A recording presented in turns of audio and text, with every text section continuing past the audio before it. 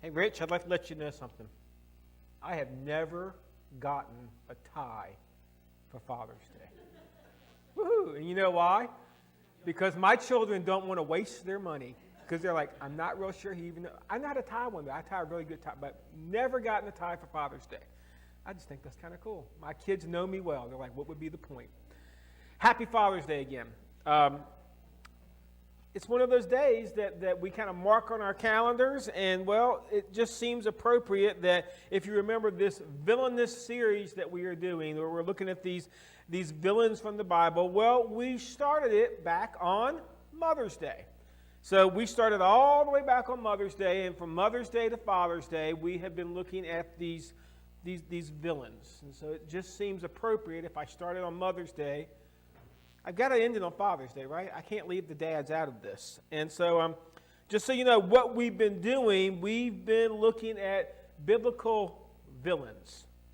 And to kind of give it a fun summer element, we've taken those biblical villains and we've kind of married them to their Disney counterparts. And so we went to Rapunzel's tower and we met Mother Gothel, and we kind of put her with Athaliah. And then we went down the rabbit hole, and we found the Queen of Hearts, and we also found Herodias. We went under the sea, and we found Ursula, but we also came face to face with our desires and Delilah. We took a magic carpet ride out to the land of Aladdin, and we met Jafar, and, well, we found Haman. We scoured the streets of London, and we found Radigan, but also we found this guy named Achan. And last week we went to the Sahara, and there we visited with Scar, and lo and behold, we found the very first murder. We found Cain. And so today we are going to, well, we're going back to England, just not to modern day England. We're going to not only go from a different place, we're going to do a little time travel. I hate time travel TV shows, just so you know that. They give me a headache. They don't understand time. But today we're going to do a little time travel and go back to the medieval times of England, and we are going to meet Prince John. And Prince John is from the retelling of the classic Disney tale Robin Hood. Now, I got corrected on this because I wanted to put Robin Hood in the Disney Dark Ages. It actually isn't. It was actually the last film that Walt himself worked on. Matter of fact, as you were watching that clip I showed you, you saw that chicken and the bear dancing. You realize where that dance came from? It was the same footage they used for the Jungle Book when King Louie and Baloo were doing. They did the same dance. So this was the last film that Walt himself actually had a productive hand in putting together. And by the way, thank you for that fun fact, Caleb. I got corrected. I cannot put this in the Disney Dark Ages. This is still part of the Disney Classic Age. And well, they called him the phony king of England, and his name is Prince John, and that usually means that he is the son of the king. But Prince John is not the son of the king. He is the brother of the king, and the real king is off fighting a war, and he left his brother in charge, and, well, like last week's character, he's a lion, but he's a cowardly lion, and, well, he's a crybaby. And Prince John sees kingship as a means to collect taxes and then call out brash statements of what he's going to have done to people if they don't pay taxes. His favorite statement is, guards, seize them. He's always calling for his guards to seize somebody. And, well, the way that John rules, they called him the phony king of England because he is an inconsistent and insecure king. And really what John's story is all about, Prince John's story is all about, is, well, it's called a villainous mouth.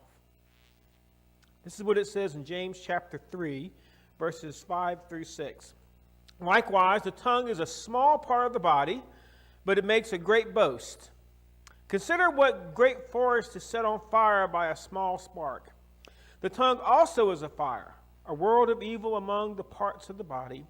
It corrupts the whole body, sets the whole course of one's life on fire, and is itself set on fire by hell. So the Bible warns us much about our tongues. And the funny thing is that our tongues are a great indicator of what's inside of our life, because what does it say? Out of the mouth flows that which is in the heart. What's on my inside will eventually come out of my mouth. What I really think will come out. And just so we have our Father's Day twist, and we're going to get more into a Father's Day theme here, there is a Father's Day command that goes to our mouth, and that is, fathers, do not exasperate your children. Instead, bring them up in the training and instruction of the Lord. And let me just tell you something. I've been a dad now for 18 years. I'm not the most experienced one that's here today or probably watching online. But I have learned there is nothing more exasperating to my children than when I say one thing and then don't do it myself. When I put instruction out to my kids and tell them that doesn't apply to me, that's one of those moments that my mouth has betrayed me. And my statements don't mean very much. So today, as we follow along to our next villain, we're going to take a look at the exasperating father and the inconsistent and insecure king, and it is none other than King Saul. Now, who is King Saul? Well, he is the first king of Israel, according to 1 Samuel chapter 10, verses 22 through 24. By the way, you can start making your way to 1 Samuel. I'll give you your landing spot in just a moment. So according to 1 Samuel chapter 10, verses 22 to 24, he is the first king of Israel. And while he was selected by God, 1 Samuel chapter 15, verses 34 through 35, later tells us that he was rejected by God. Then Samuel left for Ramah, and Saul went to his home in Gibeah of Saul. Until the day Samuel died, he did not go to see Saul again. Though Samuel mourned for him, and the Lord regretted that he had made Saul king over Israel. I cannot tell you how hard that must have been to know that God regretted making Saul king because of his inconsistency. Now, like our Prince John, he also has his Robin Hood and his man to marry men, except for we call him David, the eventual replacement king. And David had his troop of mighty warriors, and they became kind of adversaries as things were going on. We'll talk a little bit more about that. Saul also had a problem of being wildly inconsistent, just like Prince John. One of those good examples you find in 1 Samuel chapter 28, verses 8 through 10. Saul had passed a law, and he said, hey, look, we're going to clean Israel up, and we're going to do away with witchcraft and all these worshiping of the dark arts. It's all gone. And then Saul finds himself in a bind, so what does he do? He puts on a disguise and goes to see the witch of Endor and asks her to tell about his future. See, this is the kind of king that King Saul became because of the fact he did one thing that was very, very wrong. He decided this was his kingdom. This wasn't God's at all. And he decided he was going to do it his way and not the way God said do it. And out of his mouth came some very brash statements, and we're going to look at one of those today. I asked you to go to 1 Samuel. Now make your way to chapter 14. And we're going to eventually land in verse 24, but let me just give you a little backstory to kind of set the stage so you know what's going on.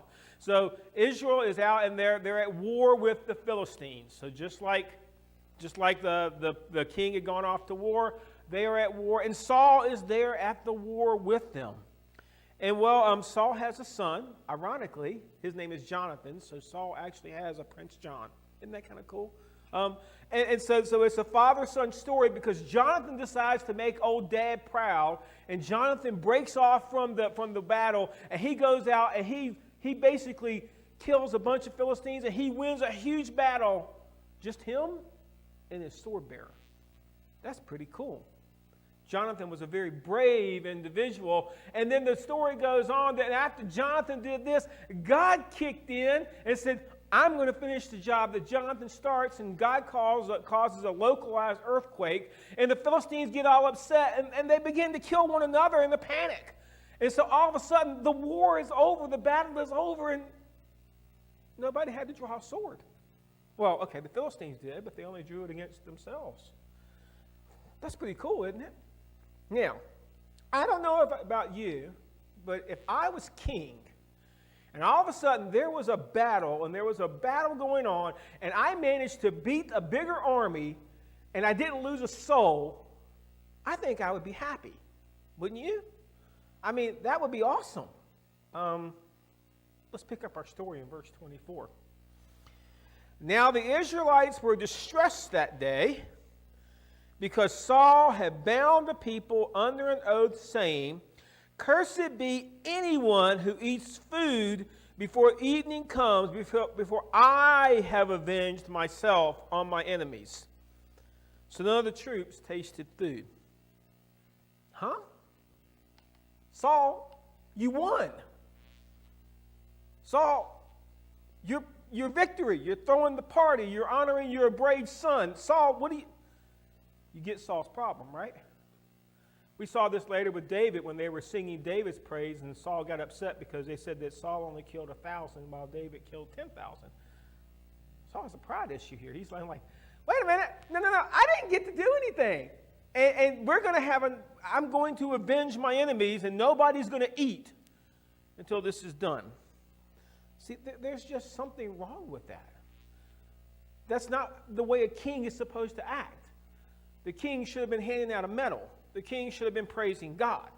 The king should have been doing, but no, this king, instead of doing that, he's out making these bold, brash statements about how I'm king and I'm going to show you. And there are some very negative consequences that I think maybe we can associate when we make brash, bold statements without thinking it through that happen in our own lives. It created distress among his troops. I mean, here his troops were, and you know what they say, that an army travels on their belly, right? People like to eat, and you soldiers have to eat. And so now they've all been out there, and they've been ready to fight this battle, and now guess what? They're hungry, and Saul says, no, until I win the battle. You're not going to eat. Wow. That's a very inconsistent and phony kingly thing to do. He puts his own army at distress over a stupid pledge. It was self-serving, not God-honoring. He wasn't doing this because he wanted to bring glory to God. Who did he want to bring glory to? Saul. He was using his kingly power to say, I want the focus on me.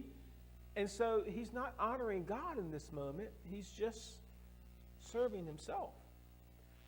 And you know what? The only thing he was concerned about was his own petty revenge. He wanted to look good. And it was the only thing that he was weighing in this whole story was the idea that I want this to be about me. We'd never do that, would we? We'd never take a ministry that God gave us and turn it to want it to be all about what I'm doing in this ministry. We'd never do something like that. We'd never take a job that God gave us and turn it into, well, this is my job, my accomplishment. We'd never do something like that, right? We'd never take gifts and talents that God gave us and say, well, these are mine, and I'm going to show you how great I am because I want you to see how good I use my gifts. We'd never do that. Of course we would. And you do understand that when the world sees how we do this, then what comes out of our mouth doesn't make sense to them. Here's the funny thing. It ultimately causes his men to commit sin because when the famine ends, this is what it says in verses 31 through 33. When the fast ends, this is what it says in verses 31 through 33. The day after the Israelites had struck down the Philistines from Michmash and Ajonon, I didn't pronounce these things correctly probably, they were exhausted. They pounced on the plunder and taking sheep, cattle, and calves, they butchered them on the ground and ate them. They missed a step. What didn't they do? Ew, they didn't even cook these things. Okay, that's totally against Jewish dietary law. Just go read Leviticus, and it's just downright disgusting. But I want you to see, Saul had put them by his style of leadership, by his compulsive statement that he was going to make them be hungry until he won a battle. After they finally won a battle, now we can eat. And they sinned in doing so. They broke God's command to them in doing so. Now, along came the priests, and how much better would it have been if the men had eaten today? Some of the plunder they took from their enemies would not the slaughter of the Philistines have been even greater? Excuse me, I skipped the verse down, sorry. They butchered them on the ground, and they ate them together with the blood. Then someone said to Saul, look, the men are sinning against the Lord by eating meat that has blood in it. Yeah.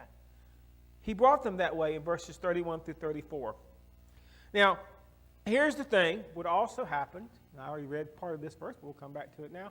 What also happened is eventually Saul's brash statement condemned his own son. This is what it says right there in verses 29 through 30. I think I've got the wrong reference there. I did. I've made mistakes.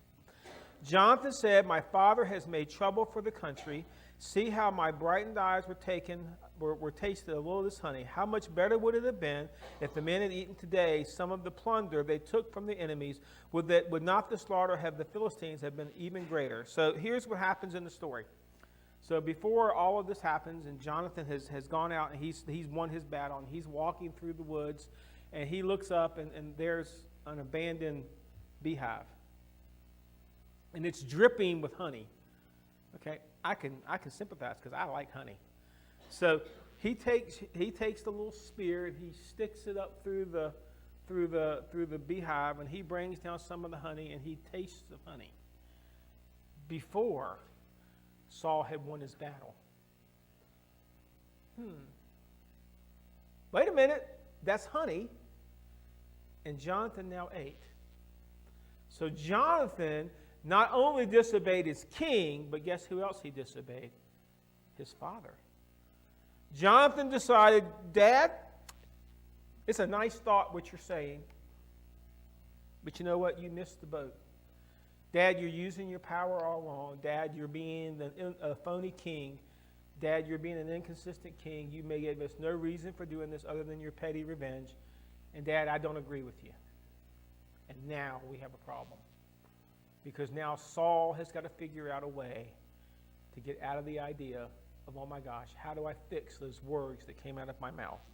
Now, I'm a guy that maybe has made a profession of sticking their foot in their mouth. Okay?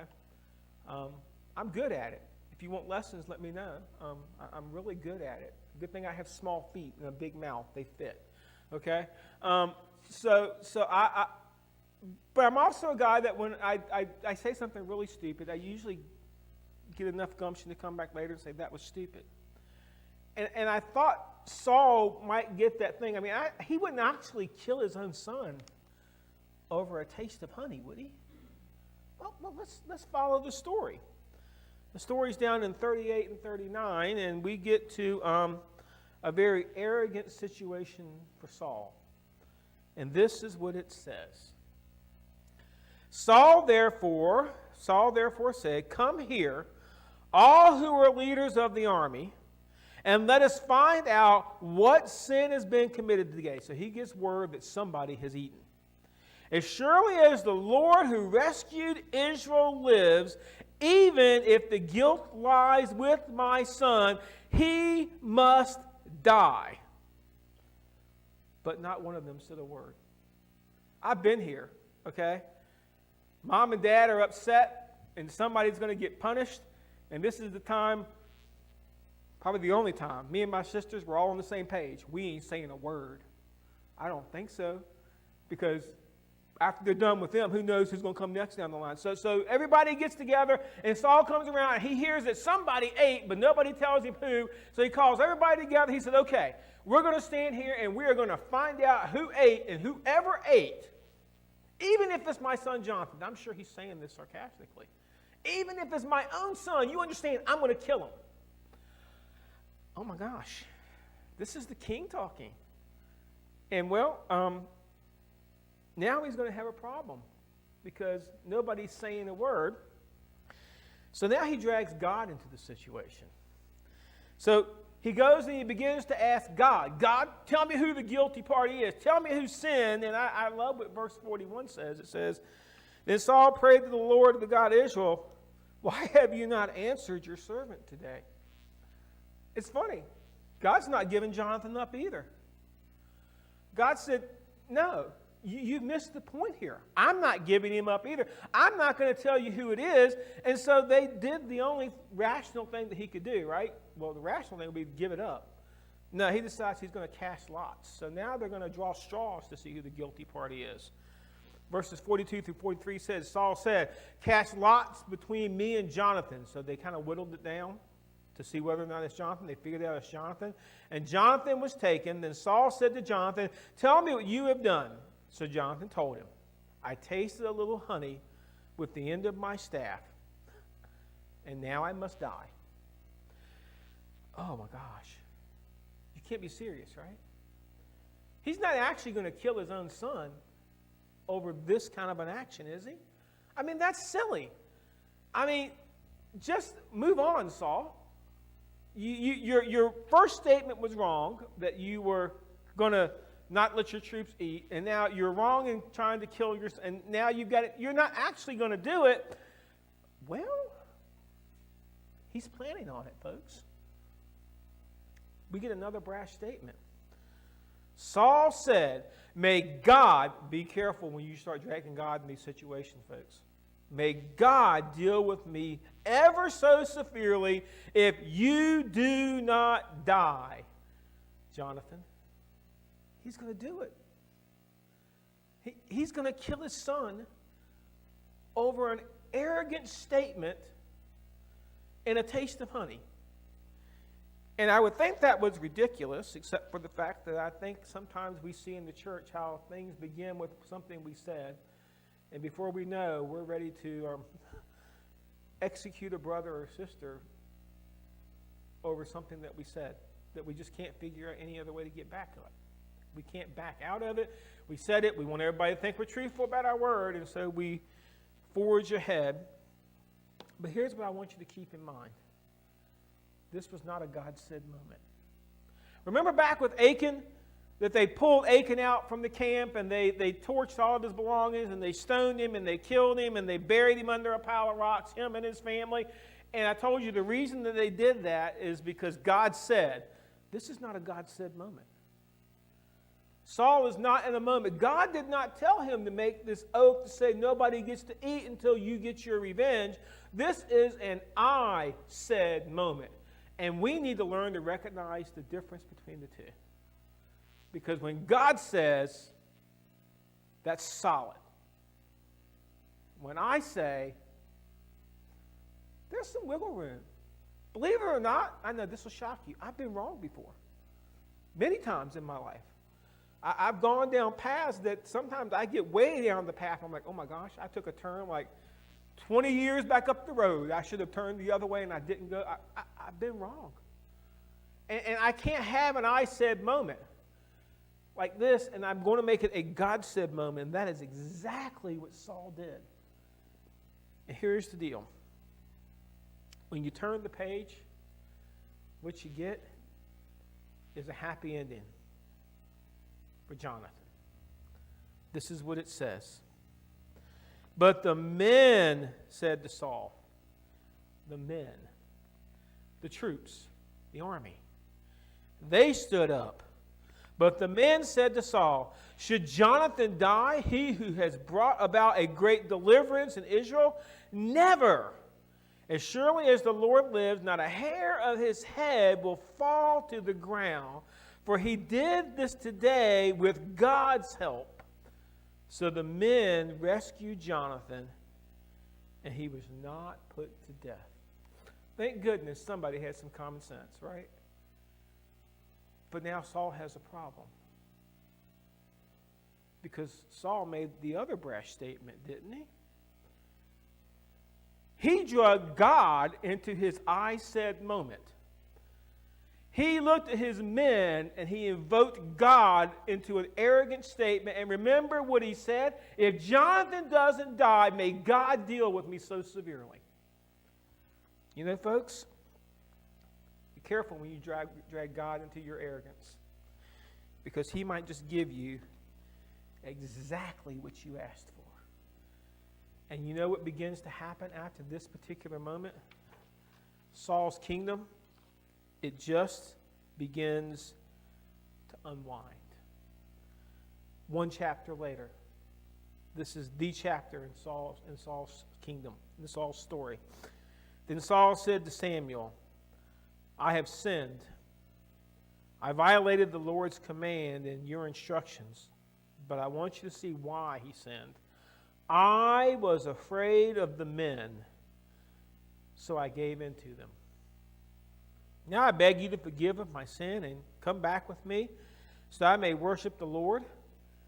But Samuel said to him, I will not go back with you. You have rejected the word of the Lord, and the Lord has rejected you as the king over Israel. What happens when we got to the next situation? And you know what? Saul was supposed to wait for Samuel to come and make some sacrifices. And well, Samuel was late.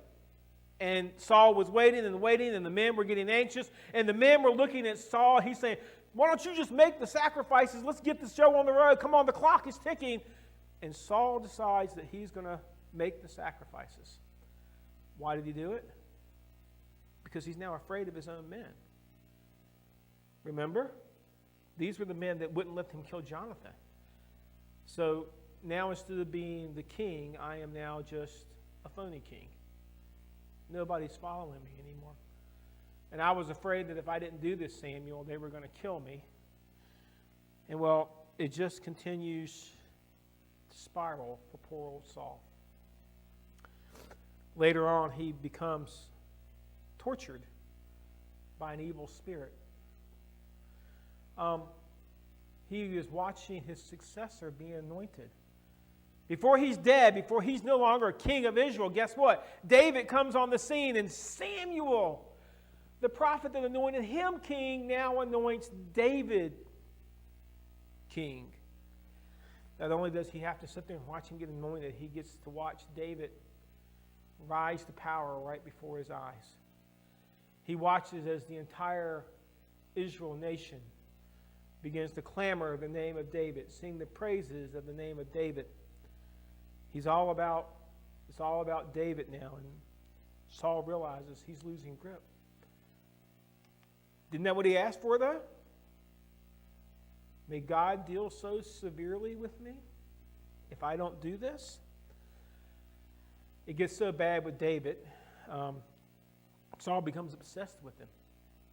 He spends much of the latter part of his kingship chasing David all through the wilderness in an effort to kill David. Over and over and over again. David has to run for his life. And here's the saddest thing of all. Ultimately, good old King Saul dies on the battlefield by falling on his own sword. He commits suicide rather than be captured as a king.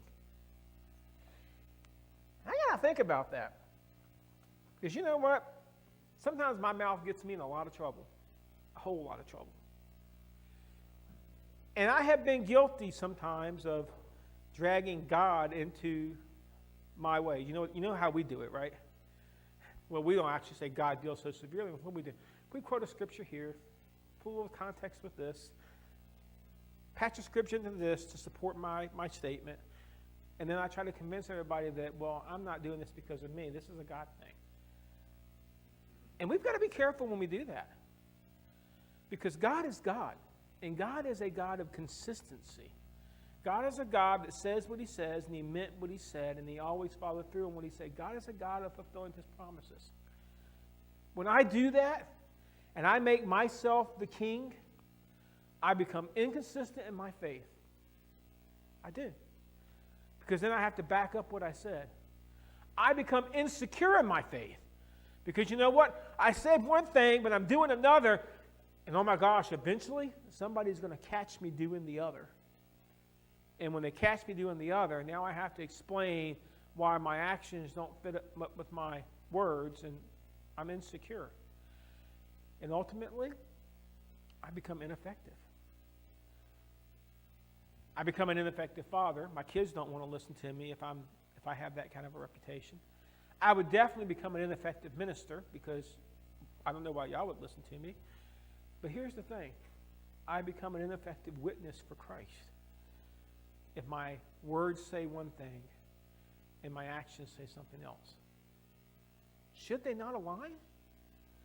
If God is really living inside of me, shouldn't what comes out of me measure up to what's living inside of me?